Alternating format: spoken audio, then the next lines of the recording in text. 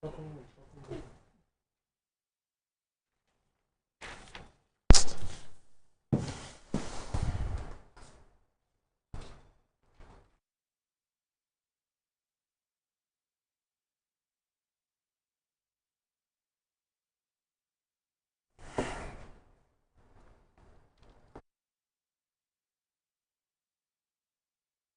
records 10,211 active cases of COVID-19 as of December 31, 2021. Churches and religious bodies prepare for watch night services across the country. And World Health Organization optimistic that COVID-19 will be defeated in 2022 if countries work to contain its spread.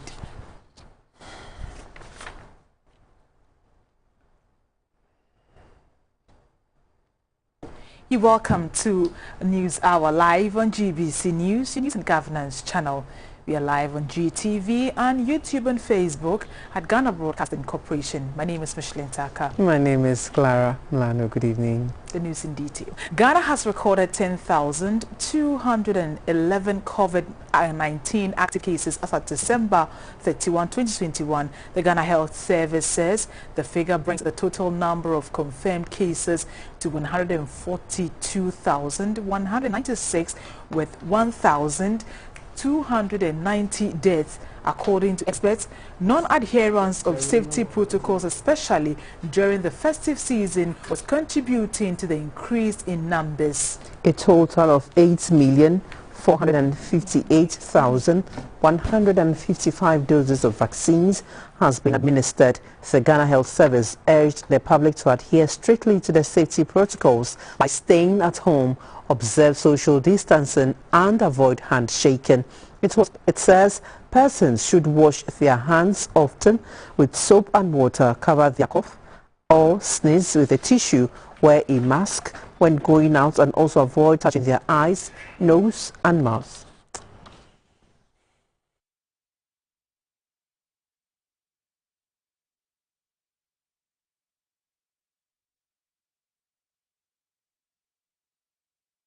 Meanwhile, the director of the College of Health, Kintampo, Dr. Kwabena Opoku Edusei, says economic effects of COVID-19 on the country is huge. He has therefore called on Ghanaians to continue to observe all the necessary safety protocols associated with the prevention of the disease. Dr. Opoku Edusei spoke to GBC News in an interview at Kintampo in the Bono East region. What I want Ghanaians to know is that COVID is still there. We must obey all the protocols as we know. The president has been talking about this. With all due respect, the president has only one nose. He can't wear the mask for us. He can't police everybody.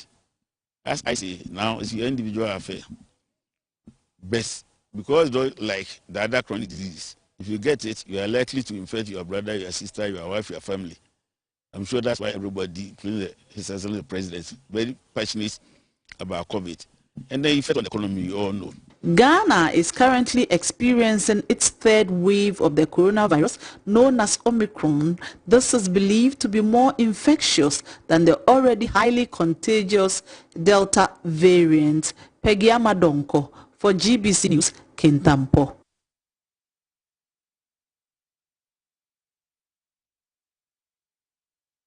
It's the last day of 2021 and most churches and religious bodies are gearing up for watch night services across the country. GBC has visited some churches to ascertain their preparedness for the night amidst the surge in COVID-19 cases in the country.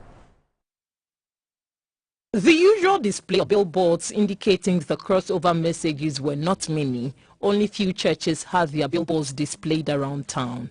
Others only have them as banners displayed in front of their churches instead.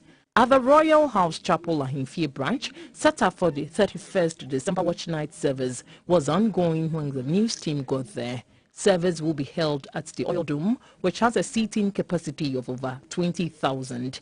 According to the sound engineer of the church, Mr. Ebenezer Thompson Addo, the planning committee for the night have taken into consideration all the COVID-19 safety protocols. We are looking at having about 20,000 people in the auditorium, and with the COVID spacing in place, hopefully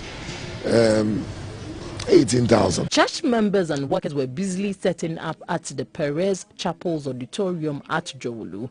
Large screens had been set up around the church with the intention to have a large number of the members outside for the service. This is to help with the COVID-19 protocols of social distancing. At the Victorious Light Chapel, leaders of the church had gathered ahead of the 31st December Watch Night service to take stock of the year. The head pastor, Reverend Ishmael Ejay Abwaje, entreated all to stay safe so as not to have a hike after the 31st December Watch Night service. Boxes of nosma, and I'm distributing it 31st, free for everybody. Compulsory at the entrance, you don't put it, you don't enter. Poland, over 700 has died one day. In Poland, the thing is that it irradiates, so you don't know who is carrying it. The Odoko area executives of the Church of Pentecost, which has 85 assemblies, 19 districts, and over 40,000 membership, say it is planning a shift system for the services so as to reduce the numbers and adhere to the safety protocols. The large assemblies or congregations will hold shift services or double services. Then the smaller churches will hold it once, but they'll start a bit late, possibly from 10:30, and then by 12:30 they should be done. So that's our preparation. We have met as all the ministers, all the people at stake, that we wouldn't want us to be the cause of further spread of the virus. The district pastor of the Odoko district of the Church of Pentecost, Pastor Abraham Adai Ajimine, said the church will close early in order for its members to get home on time. Whilst we encourage them to maintain or practice all the protocols in the church premises, we also encourage them that when they close, they should make sure there is no hugging, no shaking.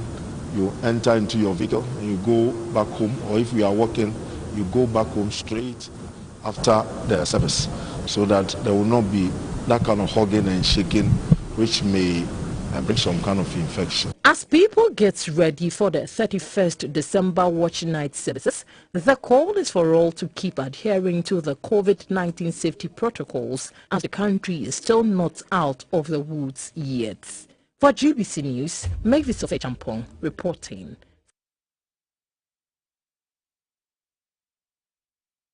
The Ghana Police Service is poised to provide utmost security on the New Year's Eve and beyond. The Director of Public Relations at the Ghana Police Service, Superintendent Alexander Obeng, joined us earlier to explain measures adopted by the police to maintain security.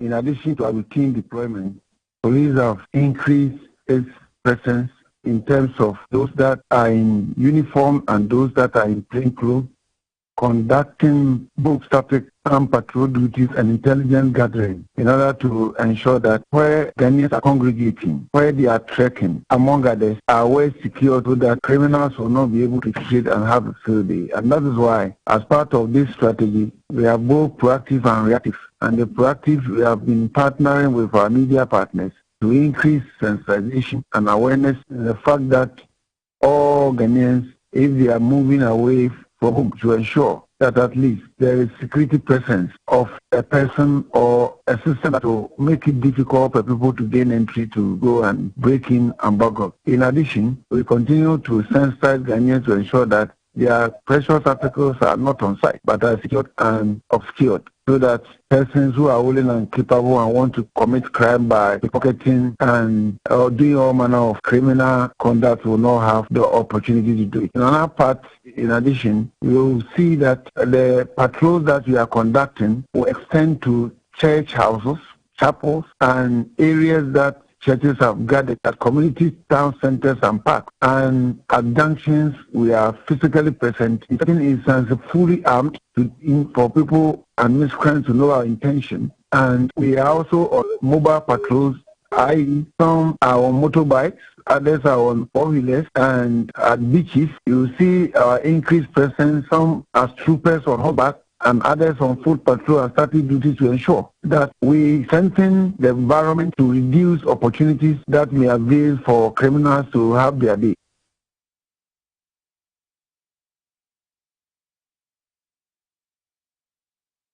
GBC News sampled the views of some traders and commuters about 2021 in retrospect and their expectations for 2022. Okay, the year has been so good. Good things have been happening, and we just thank God for everything. Like 365 days, over 365 days. Like, we are so grateful. This year has been so good. I mean, one quarter so far so good. Like I say, a 2021 any target to so I say, if I say, one day I achieve so. And you know, 2022 we need 2022 any target. A target to Nakopomo and Quatin, so my holiday. To me, the Akuya Mame 2022, the Empire, 31st, Miko Bante, and sing a FIFA Frono. So I say, and sing 2021. 2021, the Ukrainian man said, I'm going to in Yamani beat the Ankawasa buying a film book Yamo or mine Bano, Yamobeto, and yes, I know. I don't want my train. It's a young man in Naya to so. And now Bagoto, I didn't 1 city, but Chabacone 2 city. And Kuya cry, I don't know, Econ de Moya, dear my antino. Yeah, my name, I am Cambodia and young day. Young ma, Ababonema from my ending, man, or motor to my. Yeah, I ended been waiting near to be. 2021 is so hard, Kakra. But I'm going to give 2022 expertise and the member Kakra day. I'm in. Because this is a market near slow Kakra. But the best 2022 in the member day. It may be not government.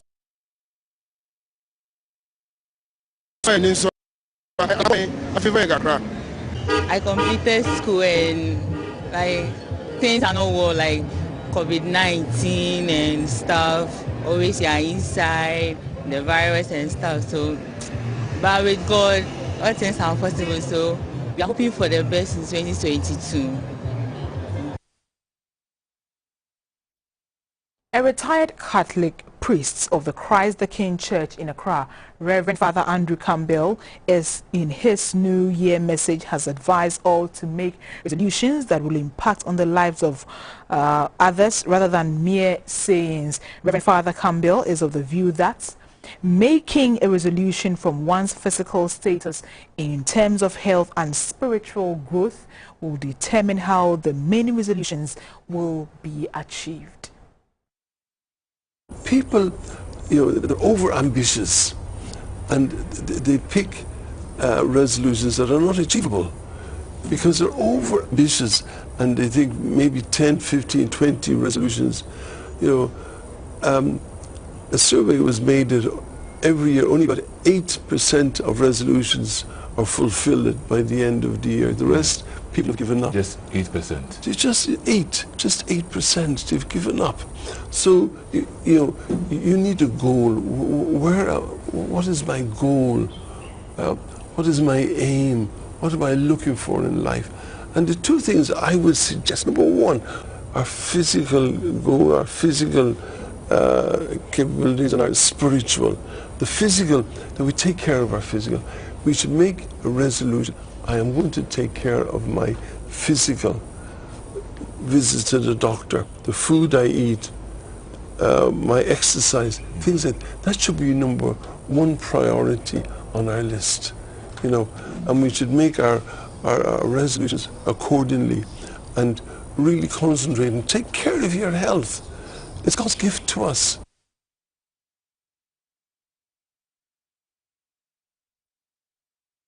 Police in the Volta region have arrested 5 persons suspected to be members of the Western Togoland secessionist group in Denu. The arrest comes after the Dano Divisional Police Command received a tip-off that some heavily built men have been sighted in the house of a former assembly member for Dano, Mr. Francis Bejo. The suspects are being investigated. The Homeland Study Group wants the Volta OT and parts of the Upper East region to be made an autonomous country to be known as Western Togoland. The group has made a number of attempts to push its agenda. Last year, the group blocked some major roads that connect Volta region to Ghana's capital, Accra. Moving on, as registration for the Ghana card continues across the country, some persons who have registered but are yet to receive their cards are complaining about delays in issuing the cards. At some centers, people queue for hours to either register or receive their Ghana cards. Our Tema correspondent visited one of the centers at Ashaiman, where people had queued to receive their cards to enable them to merge their NIA and SNIT numbers. Some complained that they have visited the center on several occasions but have still not received their cards. The NIA officers, upon seeing the camera, instructed the correspondent stop filming and leave the premises. They also threatened to smash the camera if the reporter doesn't leave immediately. It took the intervention of a military officer at the premises to save the situation.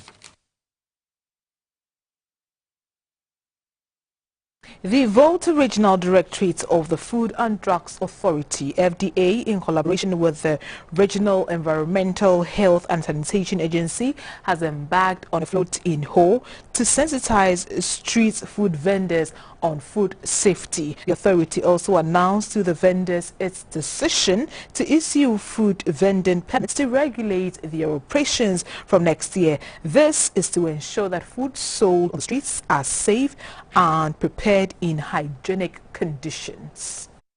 The float was dubbed "No Street Vending Permit, No Business." The staff of the Food and Drugs Authority and Environmental Health and Sanitation Agency engaged street food vendors on the need to ensure food safety, to appreciate their works and encourage them to observe the COVID-19 safety protocols. The food vendors were also presented with Veronica Buckets. The Volta Regional Director of the FDA, Mr. Gordon Akurugu, said it is important to ensure that food vendors adhere to hygienic practices in order not to put the health of consumers in danger. He also encouraged the public to check the expiry dates on products they purchase from the market, especially during the festive season. We've been registering restaurants, giving them hygiene permit, hotels, giving them hygiene permit. But this time we think regulations will go to the classroom. Majority of us eat from food vendors. And this festive period, a lot of us are going to vacate our various rooms and go for different recreational facilities. And most of us may eat wachi, may eat banku, may eat things. We are sending this signal to them that if we sell good quality and safe food. This is a project we think that next year every street vendor should have a help from FDA, get a medical certificate from local government and get a permit from FDA. This is a festive period. We also want to use this opportunity and tell consumers that this is the point where people reflect the market with expired, unregistered, dented, bloated items for us to buy. So consumers should be very careful in whatever they are buying at this point. The Volta Regional Environmental Health Officer, Madam Stella Kumetro, was hopeful the exercise would make street food vendors mindful of safety and hygiene when preparing food for public consumption. She said her outfit had, over the period, organized medical screening for food vendors in the region to ensure that they were medically fit to conduct their business. We go to the operation areas, we inspect where the food is being prepared, we come to where the food is being sold, and we inspect them, we ensure that the place is hygienically clean, after which environmental health officers, we facilitate screening of the food vendors.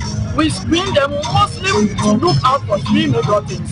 We are screening for typhoid, we are screening for hepatitis B, we are screening for helminthic disease, that's when infestation.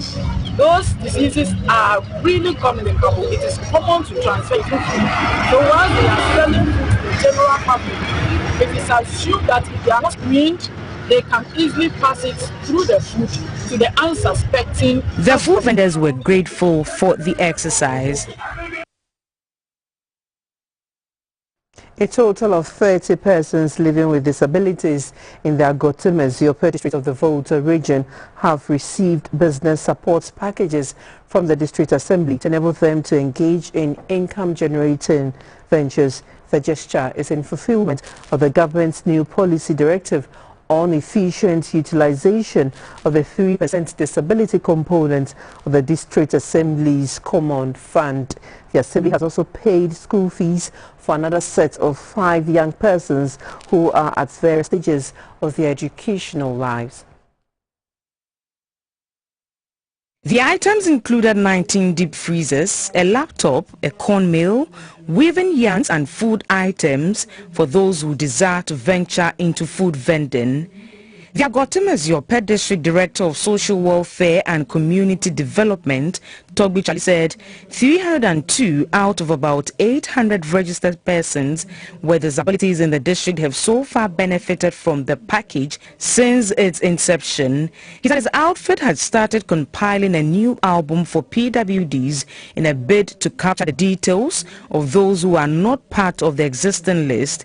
He disclosed that the Assembly had set up a committee to periodically monitor how the business packages were being utilized and confirmed that so far majority of the beneficiaries were making progress. On behalf of the beneficiaries, Togbi appealed to government to reconsider the tax imposed on the PWD's 3% share of the common fund to make room for more of their peers to also benefit from the package. The department has seen a total number of almost 302 out of about 800 registered persons living with disability within the district benefit from the distribution of various economic enhancement items to help sustainably improve on the standard of their livelihoods. One main hard nut for all PWDs nationwide is the government's continuous taxing of their peanut share of the District Assembly Common Fund, which can allow only a few members receiving items at a go or even in the entire year. They are therefore asking the stakeholders to reconsider this conduct. The Agotemeziope District Chief Executive, Ms. Emilia Adima, who disbursed the items at Petoi, the district capital, expressed the Assembly's commitment to the welfare of PWDs within the district. She advised the beneficiaries to use the items for the intended purpose. I wish to appeal to all the beneficiaries of the product to be given out today to properly take care of the items given them, improve their living conditions. I wish to state that the Assembly will continue to support the physically challenged to enabling them to be independent economically. One of the beneficiaries, Winfred Fiagbe, expressed gratitude for the gesture. You're watching News Hour live on GBC News and News and Government channel. We'll take a quick break. We'll be back with some more news. Please stay.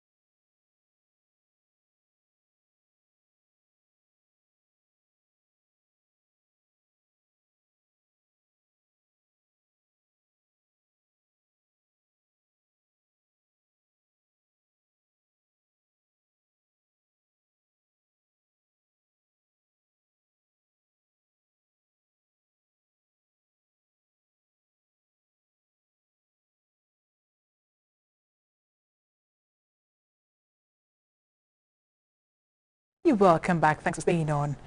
Beginning in January 2022, the Ghana card will be the only identification recognized by the Social Security and National Insurance Trust, SNIT. SNIT has been encouraging its members to merge their SNITs and NIA or Ghana Card personal ID numbers before the 31st of December deadline.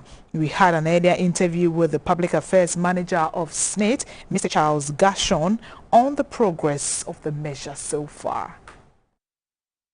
We still have some people not yet done, so I will talk about say about 1.1 million plus people having successfully merged their numbers, and we still have quite a number yet to do the measure, though today is the last day that was given. From indications, it seems most people have not been able to merge. That is, those who have not done it, it is as a result of their inability to go through the NI registration process. So they're not able to register to secure their Ghana card. And that is a challenge in merging the numbers, because they first need to get the Ghana card or the NI number, then they can do the merger. Right. So management will sit and look at that. Management should be meeting in the coming days to look at possible extension of the deadline. Aside the benefits that the merger is giving to all members and pensioners, it is also a legal requirement. The LI that governs the operations of the NI requires that all of us would need to have a Ghana card as a means of identification when we are going for any social security related transactions. Right. So aside the benefits, the law places an obligation on us, the members, and also as SNIT as an organization, to ensure that people produce their NI number or Ghana card in coming for any service. So you can easily match your numbers. Once you have your NI number and your SNIT number, you just dial *711 *9#, and people who are having any challenge going through that process can simply call the contact center on 0302 611 622 or send us WhatsApp on 050 0003050. That is 050,000 3050, and then the measure will be done for them through the phone.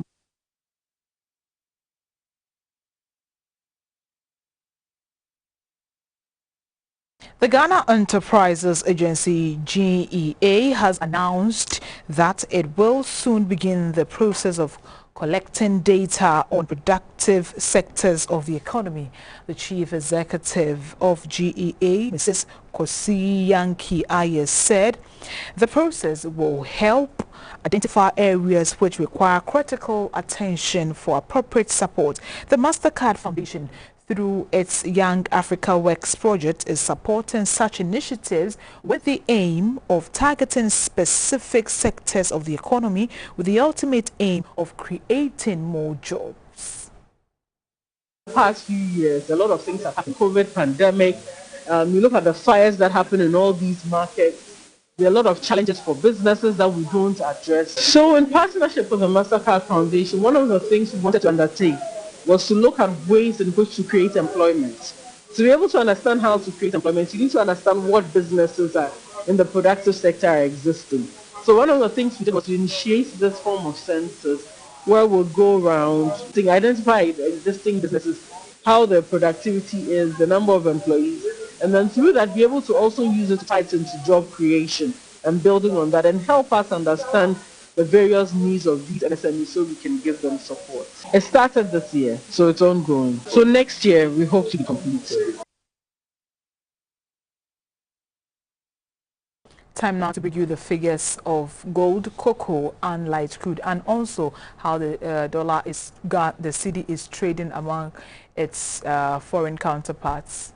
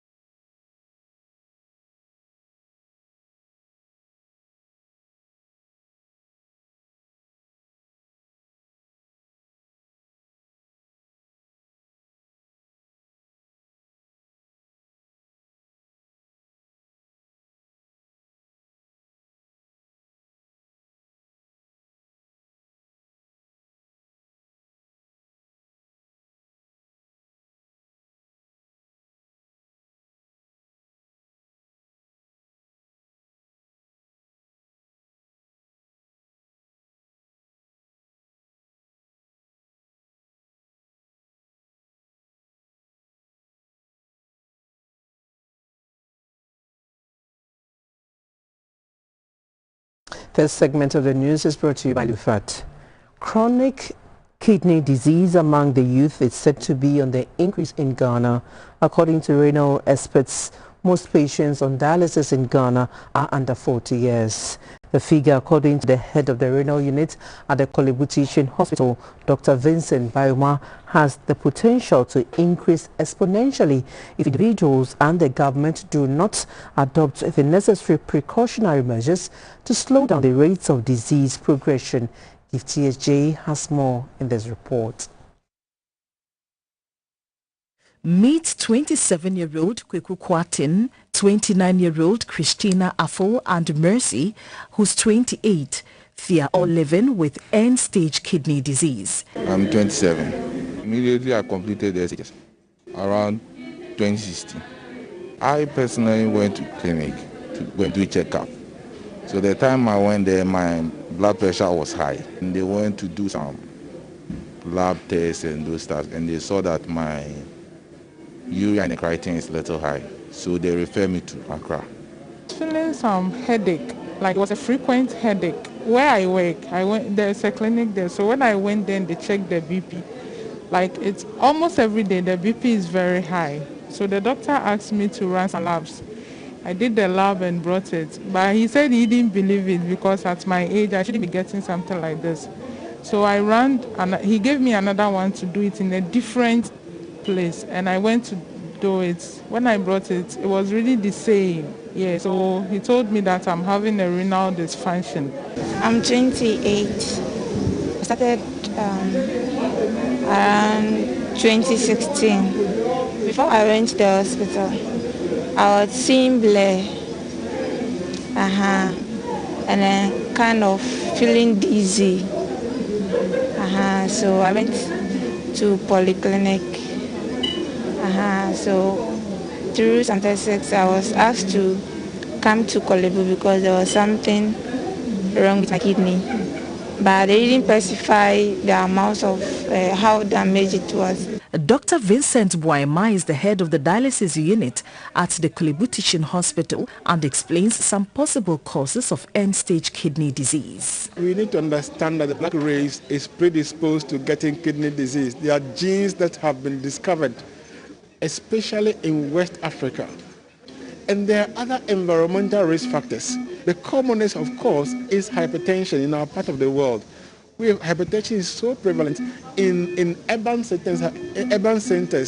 Hypertension rates or prevalence rates are as high as almost 48% to 50% in urban areas. Diabetes is on the increase as well, and it's increased manifold over the years from many decades now until now, and it's been estimated to increase almost by 160% by the year 2024 in our sub-region. Knowing that diabetes is the #1 cause of kidney disease globally, if this truly happens, then the burden of kidney disease is going to increase even further. Irregular visits to the dialysis unit cost about 500 Ghana cedis per session, which usually lasts for about 4 hours. But a patient will have to visit the hospital 3 times in a week and could be paying up to 6,000 Ghana cedis a month for the blood purifying treatment. Unfortunately, the cost of dialysis treatment is not covered under the National Health Insurance Scheme. It's very tough. I can say like only 3% of people can do it. Sometimes you come and you would have to stay over till the following day before you get to your turn to dialyze. The doctors are saying with this condition you won't be able to give it. Even when you carry the child, it's going to be a lot of, my health is important to me. For these 5 years, it's not easy because it's costly, and then even the pain, the torture you go through on the machine, it's not easy. According to patients of end-stage kidney disease and their families, the disease is so painful that there have been occasions they thought they had been cursed or the disease had some spiritual twist. However, numerous visits to some spiritual men could not avert their plight. Because na yet be a Facebook ni ada na mte kidney, but na minim say bi bebe mi say ntama sure bem bi minim se ne yare ba na kurate minim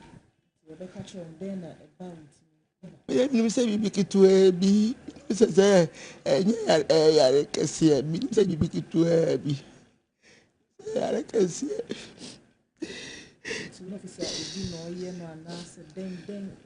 Globally, some 850 million people are affected by kidney disease. In sub-Saharan Africa, the prevalence rate stands at 14%.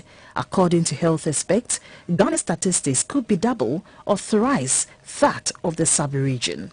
The head of the renal department says the current figures are likely to go up in the future, which may be triggered by unhealthy lifestyles. In the early stages, kidney disease is largely silent, and therefore you don't wait until you develop symptoms before you go out checking for kidney disease. It would be too late. Not it might be, it would be too late, because you only start showing signs and symptoms of kidney disease when you have lost more than 75% of your kidney function. The patients advised the public, especially the youth, to take critical care of their health. The youth should take their health like very, very important. If I had checked it earlier, I wouldn't be here. I can't have a stable job because everyone wants someone who will be consistent with their job. For these patients, they have only two options available to them: a kidney transplant or forever live on the dialyzer. Waste removal from the body is the major function of the kidneys. However, for the patients here, they might depend on the hemodialyzer for that function to be done. What the experts are calling for is for a constant adoption of healthy lifestyles. Reporting for GBC News, Gifty AJ, Kolebu Teaching Hospital. That's it for the health segment, brought to you by Lufat.